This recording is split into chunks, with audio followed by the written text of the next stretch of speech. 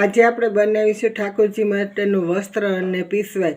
તો આપણી પાસે કાપડ છે, તો આ વસ્ત્ર છે, તો આ લેસનો ઉપયોગ કરીશું. તો આગળ કટિંગ કરી લેશું. પીછવાઈનું કટિંગ તૈયાર છે. તો આપણે પહોળાઈમાં 15 ઇંચ છે, લંબાઈમાં આપણું 20 ઇંચ છે. તો હવે આપણે આગળ લેસ મૂકીને સીવી લેશું. આ રીતે આપણે લેસ રાખી લેશું, સિલાઈ કરી લેશું. તો આ રીતે આપણે લેસ ઉપર સિલાઈ લઈ લેશું.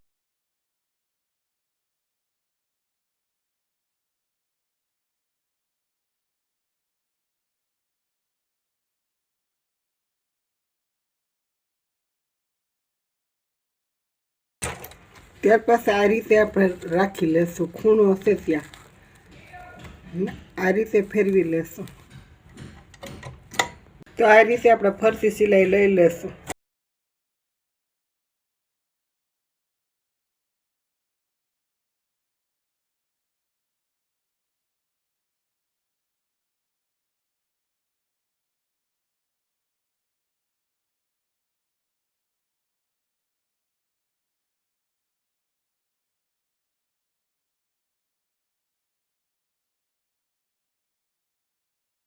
આપણે આ રીતે ફરતી લેસ મૂકી લીધી હશે. હવે બાજુમાં એક બીજી સિલાઈ લઈ લેશું.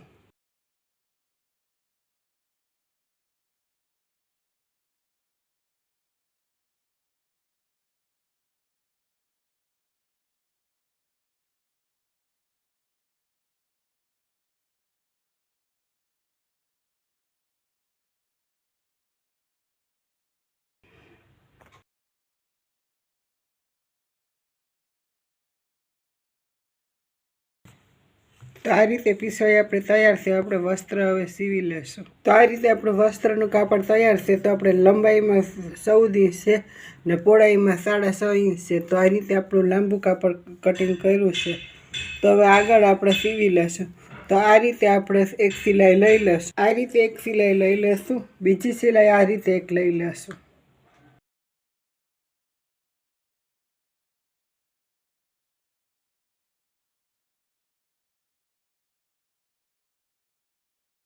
તો આ રીતે બે બાજુ સિલાઈ લઈ લીધી. હવે ઉલટું કરી લેશું.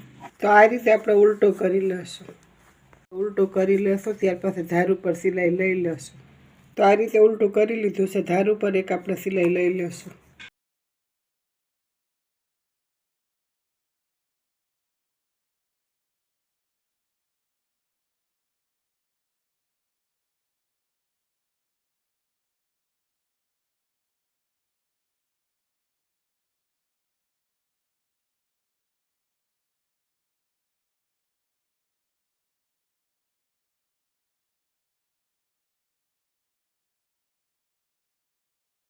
આ રીતે આપણે બે બાજુ સિલાઈ લઈ લીધી છે. હવે ઘડી વારી લેશું આ રીતે.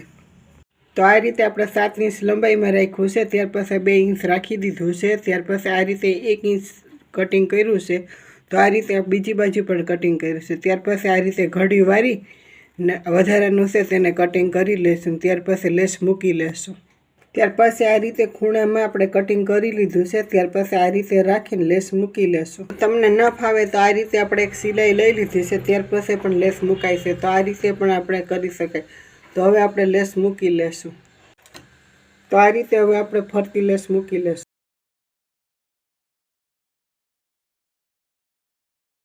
તો આપણે આ રીતે ફરતી લેસ મૂકી લીધી છે. તો વધારાની છે તેને આ રીતે ઘડી વારીને હવે બીજી સિલાઈ બાજુમાં લઈ લેશું. તો આ રીતે આપણે લેસ સરસ મજાની મુકાઈ ગઈ છે. હવે આ રીતે ઘડી વારીને એક સિલાઈ આ સાઈડ લેશું ને એક સિલાઈ આ રીતે. જે માપનું વસ્ત્ર હોય તે પ્રમાણે આપણે સિલાઈ લઈ લેવાય. તો આ રીતે આપણે બે બાજુ એક એક સિલાઈ લઈ લેશું.